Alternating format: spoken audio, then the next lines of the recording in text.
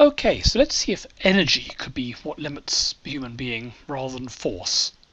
So how much energy does it actually take to do human stuff? Well, the dietary energy amount that you're recommended per day is about 8,000 kilojoules, plus or minus depending on size, gender and so on. Now that, if we divide it by the number of seconds in a day, 24 times 60 times 60, comes out as about 100 watts. So that's how much power you are probably burning through while you sit watching these videos or reading these notes. Now, it's actually remarkably efficient. I mean, that's just one incandescent light bulb. And from that, you're running a highly powerful supercomputer, your brain. You're running muscles, pumping blood around, repairing damage, all that stuff, keeping yourself warm. So the human body is remarkably frugal in energy usage. If you remember, our car driving to Sydney was on 20,000 watts, so the power you need to drive to Sydney could power 200 people.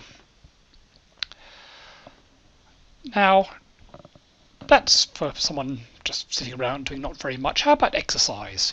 When you're exercising, you can measure how much energy you use by putting a gas mask over and measuring your oxygen consumption and factoring in the known combustion energy of each oxygen molecule.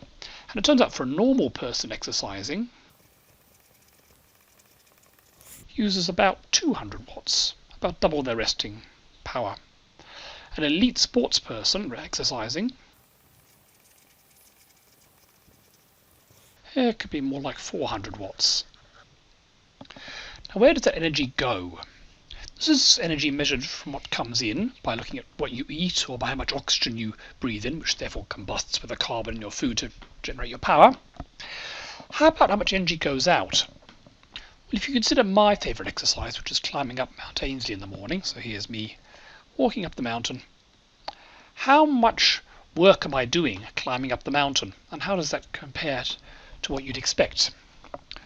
Well, Mount Ainslie is about a 300-metre climb,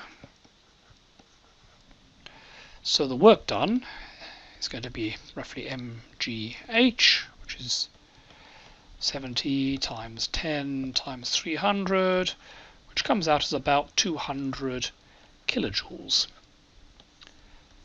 Now that's actually a bit low. My exercise tracker tells me that walking up that sort of thing should be about 1,000 kilojoules.